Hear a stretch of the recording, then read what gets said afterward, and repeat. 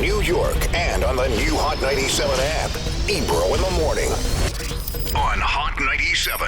Ebro in the morning. Laura Stiles, Rosenberg, Ydanis Rodriguez, representing Northern Manhattan, Washington Heights, Inwood, and Marble Hill. There you go. Now, you're up here because not only did we ask you to come, but a lot of our listeners live in the Washington Heights, Inwood, Upper Manhattan area.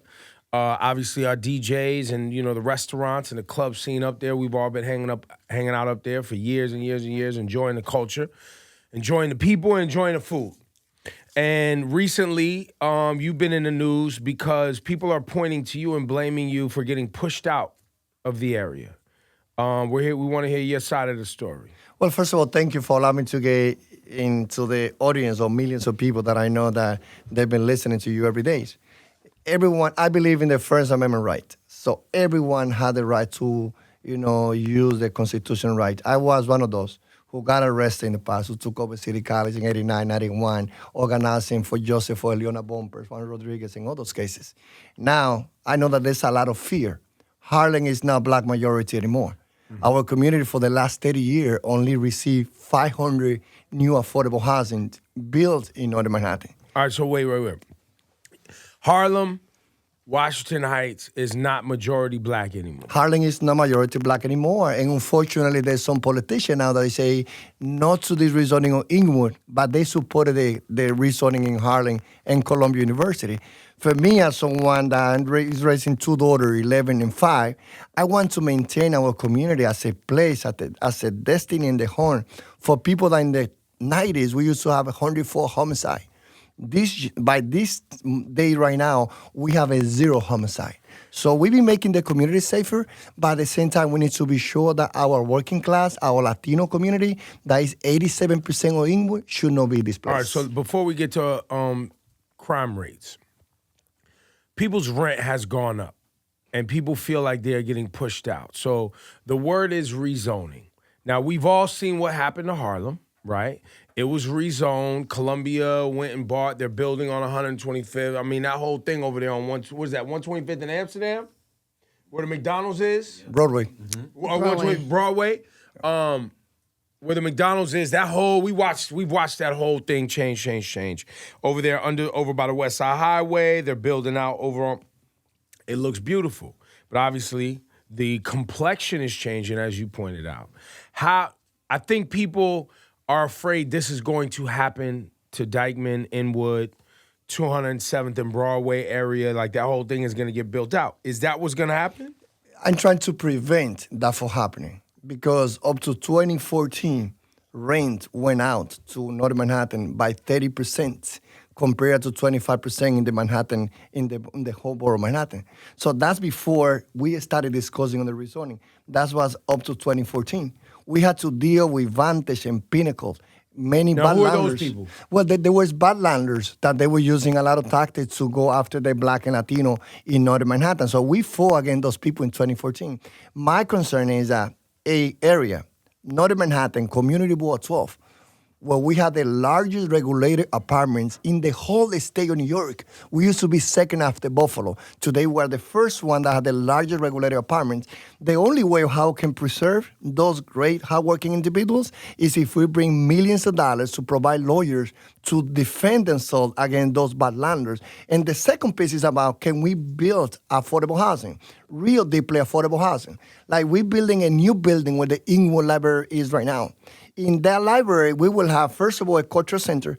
I fought so hard to get in our city, the first in the nation, an immigrant research performance art that we will see building in Northern Manhattan. And that's great, Ydanis, but I think what people want to hear today, and I think everybody is for all the positive things happening, but you said the only way we're going to protect people's, hardworking people's ability to keep their homes is by bringing millions of dollars in and paying lawyers to fight for them? Is that what I heard? No, that's one way. Okay. One is preservation with lawyers.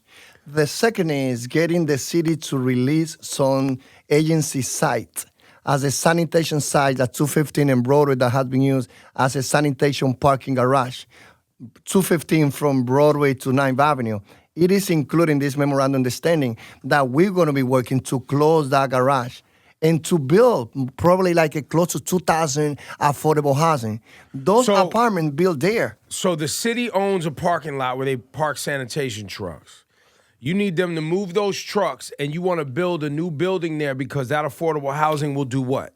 That's going to be deeply affordable because... Give me affordable. What? From $24,000 to $56,000. So if I make $50,000 to $24,000 a year, I would be able to qualify for this housing. That's the same part. Yes, the answer is yes. But see, here's the thing: in the city, and we talk about this is all lottery. So even if I'm not from the Washington Heights, Inwood area, I can get into the lottery for this house. But 50% will be reserved for residents of North Manhattan. So 50% of, if the city comes off this parking lot. And that's one of the many. And you build here, 50% of the residences will be not only for people of Northern Manhattan, Inwood, Washington Heights, but they will also be held for people who make $50,000 down to $25,000 annually. That's one group of affordability. We are also bringing, in the NYC building, there's going to be a plan to build a building for senior citizens. At the same time than the basketball courts in the Diamond Houses, we're bringing $14 million to renovate the basketball courts. Right, but Ydanis, this is why people are mad. All that sounds great. How are you going to keep my rent from going from $1,500 to $2,500? What? How are you going to make sure? That's what. And I'm not saying what you're saying is wrong. I'm saying that this is a reoccurring problem that many politicians have, which is they talk about all the big money that's coming in. They talk about all the new opportunity that's coming in. But people who don't want to lose their current homes and get pushed out because they feel like, I don't want to get stuck in a lottery, or I don't want to get stuck in a place where, and who's protecting me? How are you going to make sure people don't lose what they have now? We had people call up, people from, the Washington Heights area, and there was a woman who called who was super passionate. She was really emotional, and she said that she was a big supporter of yours, and she felt lied to. She felt like she's not being protected in her own community. What would you say are the biggest points that people are pointing out as a result of rezoning? I would say the lack of information, the lack of community and governments being engaged to really be part of this process for the last three years. And again, as the organizer that I had been and that I will be for my whole life, I know that that's a challenge that we have, because we started engaging in this conversation for the last 3 years, but we know that it is when the crisis comes, when the people see, like people did the civil disobedience. And I applaud. And they protested outside your office. They went inside my office, and I let them to be inside to sleep over in my office. However, if I will be the one advisor in that group, I would say the timing was not the best one, because they did it after we voted at the council. Those actions were supposed to be done. They did what? They did this whole civil disobedience and getting into my office after August 2nd. And by August 2nd, the subcommittee of land use, we were negotiating. Like, the decision was already done. It was already too late. But what I say is about, as an organization that I have been, first, the challenge is about being engaged. And this is something that I'm not blaming the community. This is something that we in governments has to do better. So let me ask you this, Ydanis. August 2nd, the decision had already been made. Were you actively, as the representative for this area, letting people know? Because that's the problem in a reoccurring theme that we talk about. Nobody could keep up with all these dates, man. I got kids. My kids got play dates. They got school dates. That's why we vote for representatives, so that somebody can go, handle this government shit, because I can't keep up with all these dates. How am I, a resident of wherever I live, if I live on Post or wherever I live, gonna know that August 2nd was the cutoff for me to be pissed off about the fact that my neighborhood was gonna change? How would I know that? No. And again, what I can say is about, with the limited resources that I have as the organizing that I am, and with the interest to engage the community, for the last 3 years, we've been holding community meetings. But the reality is that it is when the people see that the decision is coming right now that more people are starting to pay attention. Sense of urgency. So yes. I feel, again, that for me, what is that I bring to this table? 40 years of community activism. 9 years as a council member, I had not done a single rezoning. Not because they were not rezoning in front of my desk. There was a proposal to rezone where the Mesquita used to be, where the funeral is right now, Fairview and Broadway. There was a proposal to rezone Broadway and Sherman. There was a proposal to rezone the whole Broadway from 155th to 225th. I said no to all those rezoning. But for me, So why are you saying yes now? Because I feel that the package that we've been able to bring to the table, building a plan with 6,000 affordable housing, many of them deeply affordable, beside all the other investment of more than $2 million, bringing $50 million to renovate George Washington High School, building the All right, so immigrant let me ask center. you this. The people that will end up doing this work, now that the rezoning has been decided, can you make sure that at least maybe construction workers and people who live in the area can be a part of helping to rebuild and this process? So are jobs going to at least come to the neighborhood? I can tell you that up to the last minute, the day before, on August 2nd, City Hall was in my office at 177 until 2 in the morning. And we did not agree because we were not clear of having a plan to provide quality construction training to our people. There was no plan ready to get all the public sites. I just mentioned in sanitation, but also we include 205th, between 9th Avenue and the river. It will be used, a public site used by DOT. We're using Vermilion Avenue in front of the firehouse to also a recreational for our youth and housing above. So we are also a Spectrum 218 in the waterfront behind the car wash at Broadway also will be used as a public site. I fought so hard to get a public site because it is So what's in a the public site mean? Well, the land area where the city owns it. It is in those places like the library, the Inwood Library. Yeah. It will be 175 affordable housing apartments. Construction is starting next year. 175 for people, three. But the people building those apartments are who? Will that money come to the community? How will the community get money I from it? thought, and I think it is important, especially with the great audience that you have, and especially in approaching the new millennium generation, if we can put together like an advisory group, the group of people that will be vigilant, fighting to be sure that the 25 opportunity for women and minority are really for our people. This is something that I see where we should be focused our fight, to be sure that the training for construction workers with the path to be unions, they also are taking into consideration people who live in our community. We started now in September a STEM institute to train our youth, women and Black and Latino. STEM is great, but and technology, like we bring in the first. All this is great, man. This is great stuff. But there's simple things that people want to know. Am I getting pushed out of my apartment? Will this new money come into my neighborhood? Will I be able to eat off of it too? Where's the job? These are the simple things people want to know. All of the Inwood Library, that's great. If they give up the parking lots for sanitation that can be built, cool. But will my brother, will my dad, will my, mom be able to work construction on these buildings? Will they get the jobs in their neighborhood so that money comes into the neighborhood? And that's what I'm fighting for. And what I can take all the voices. But that's what I mean. Fighting, like what kind of leverage is there? It is included in the memorandum of understanding. And it's 40 pages. Anyone, it's public to anyone in the community. You go to the City Council Land News, and you will see the 40 pages of memorandum of understanding. It is included in the memorandum of understanding that we're going to be working together from the SBS to EDC, Community Board, my office, to be sure that the 25 of subcontract for women and minority are really first looking at priority, people who live in Northern Manhattan. It is including the memorandum of understanding, too, that we're going to be working together to train our youth, those who can get a good paid job in construction sites. So it is including the language. I'm vigilant for that to happen. But all I'm saying is about that also we need more voices for the community. So what does the community need to do to secure that? Well, the plan is there for that to happen. So what I'm inviting members of the community, most likely in September, I'm going to be inviting people who like to be part of a community advisory group to be vigilant. There's going to be $600 million invested in the two first sites, the Pafma supermarket at 207 and the truck parking at 207 9th Avenue, $600 million. When we look at any percentage of subcontract for women and minority, I need to see people who live in Northern Manhattan. I need to see workers So who the are trained. opportunity will be subcontracting. subcontracting, construction, training with good quality, And you're gonna make sure that the community knows when it's time to sign up.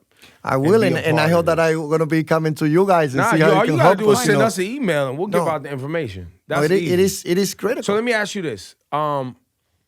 In watching this happen in the multiple cities I've lived in and watching this happen in Manhattan, oftentimes people in your position, the people who finance your campaigns, the people who support you financially, are oftentimes the people who want to make these business moves.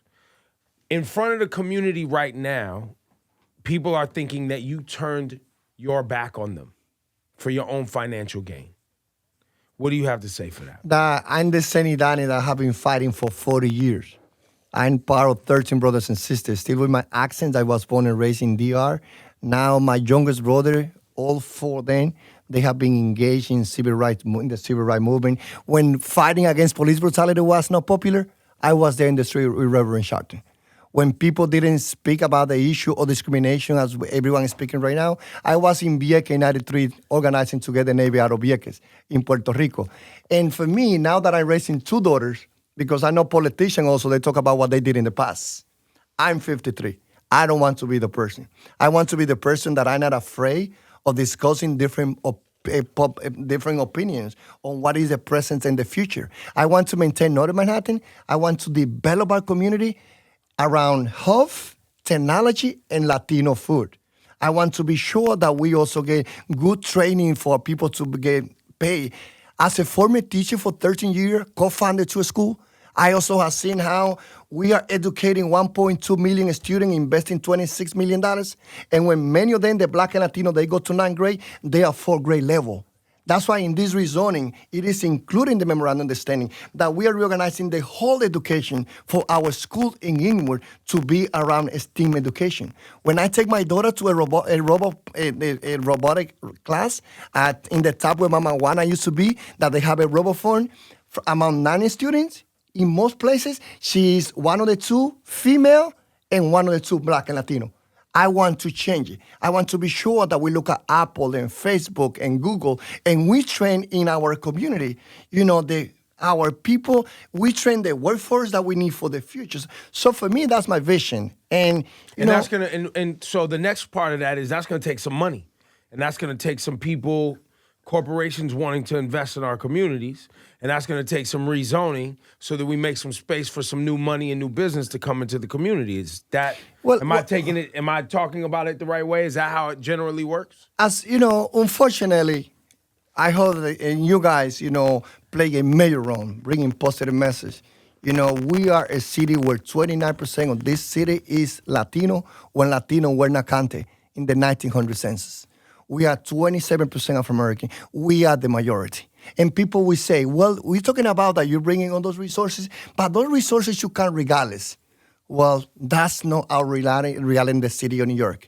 You go to the west side, you go to the east side, and being a child means that you have all those resources.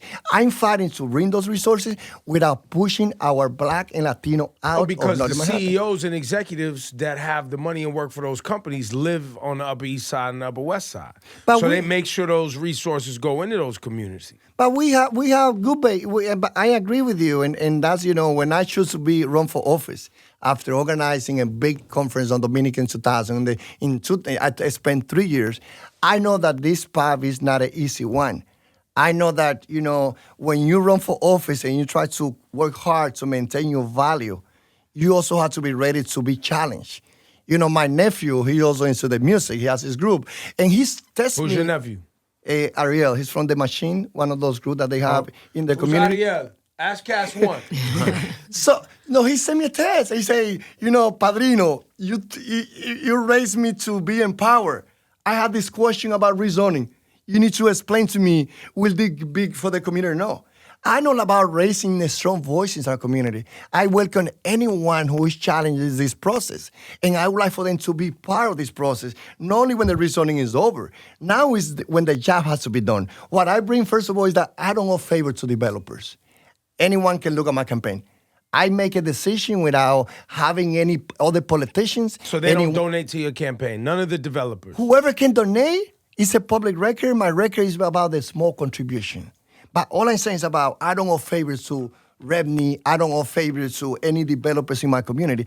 I will do the right things if I'm able to take, my community to a place where I can say we should be part of the middle class. I'm working hard to turn our community a place where working class live with dignity, but with a path to take every single child who started the school system here, being a pre-K of a newcomer who crossed the Rio Grande or came from Puerto Rico to here, from DR, any place, they Afro-American, they deserve not to be one of those 10,000 in Rikers Island where we are investing $200,000 per inmate or $60,000 per in the prison system.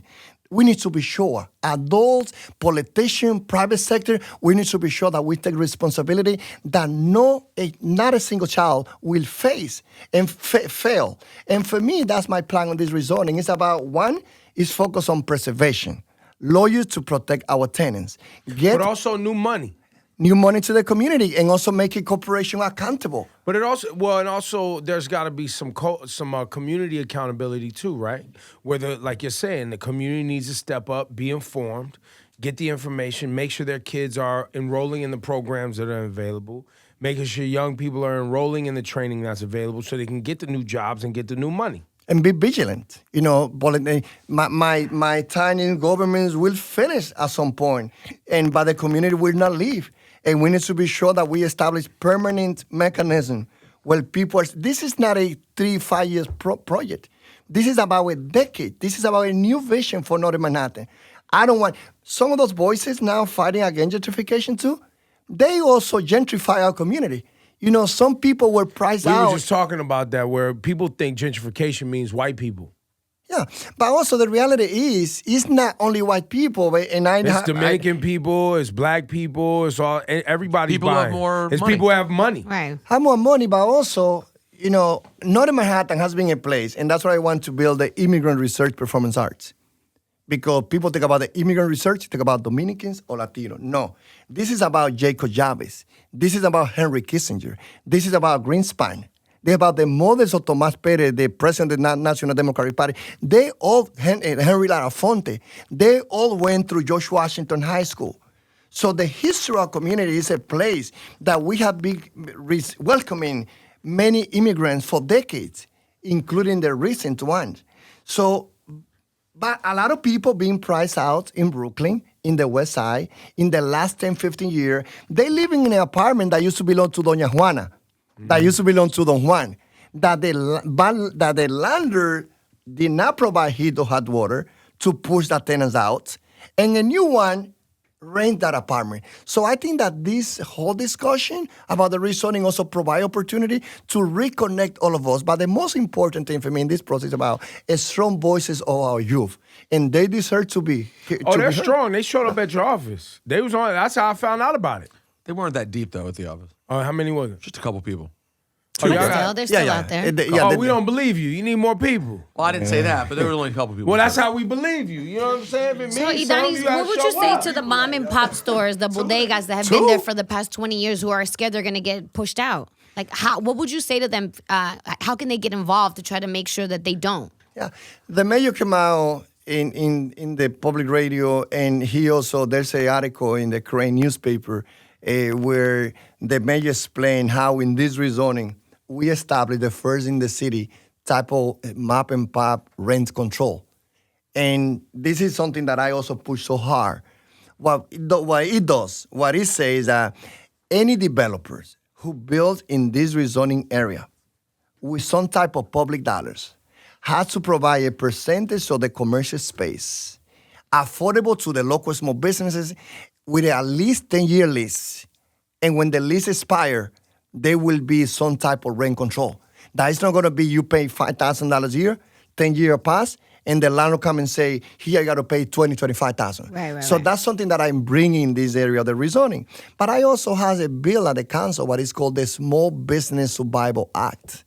It's a bill that is trying to put together some arbitration when there's not agreement between the map and pop business owner and the developer. So, this is something that these new buildings come in, and we got to wrap after this.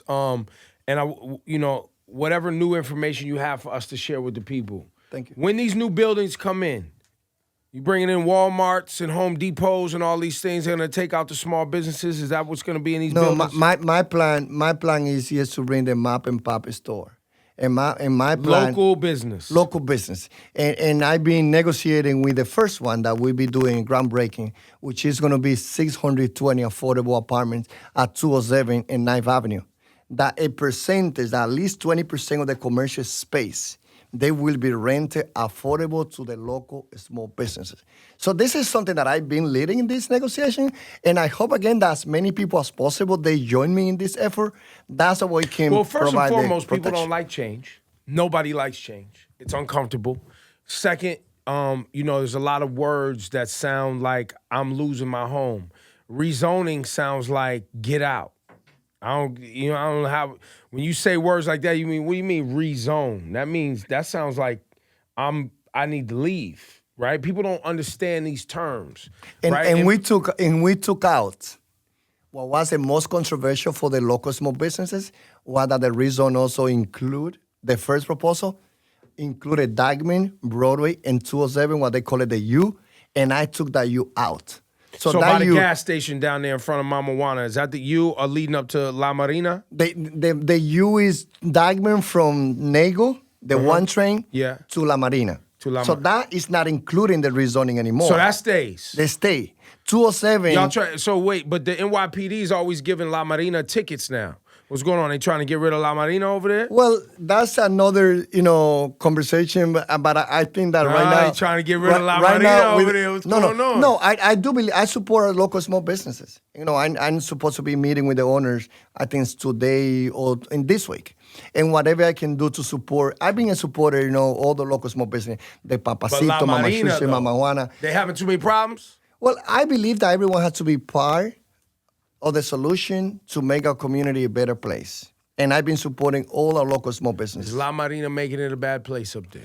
I think that there have been things happening in the last year that is real concern. And I feel that the owners... Is the community asking you to get rid of La Marina? Well, community board voted against renovating the liquor license to La Marina like 4 months ago. And this is just the community board 12. I do believe, and I will play a role to be able to bring together the owners of La Marina, the members of the community, because we share this community. I live at Arden and Broadway. I live there, 2 blocks away from La Marina in those places. And as a father of 2 daughters, I do believe that our community needs a place where to have a drink, but also those of our brothers and sisters who own the local small businesses, we also have to be part of the solution for quality life issue in our community too. So it's getting too wild up there for your little girls? Well, I believe, as I have my 2 daughters and in our community have many children, what I'm trying to do, and I've been working for years to do that, I used to run a pre-university program working with children and young people. So what I'm doing right now is to bring program not only as, I mentioned as my daughters, as many children in our community. I need to be sure that every child in North Manhattan are protected by the adults, that we provide as many programs as possible so that we are able to raise our community as a place again where the working class, our people, they need to live with dignity. They need to know that no one has the right to take any tenants out. So I hear you talking. I hear someone who say, Ydanis, is that true that I will be pushed out if the rezoning is happening? And he's like 85 years old who is also already paying, $700. And for me, it's about no one should misleading. No one who lives in a regulated apartment will lose that apartment. What I'm doing is that there's 4,100 individuals with disability or senior citizen that they have the right to free the rent, and they have not done it. So I'm working hard.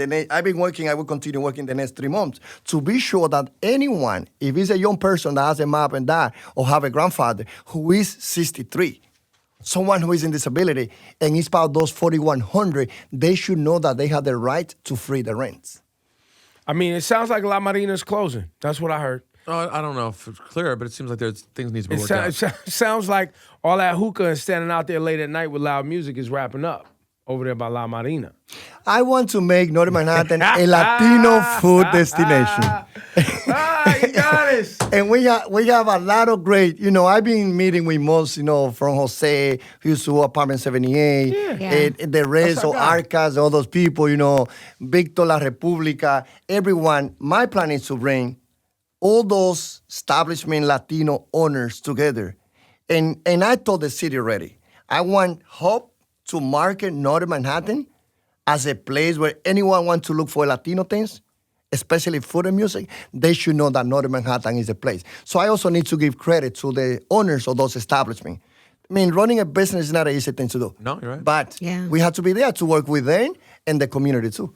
Ydanis Rodriguez, thanks for your talk today, man. Thanks for your time. Appreciate the time. Thank you. Thank you.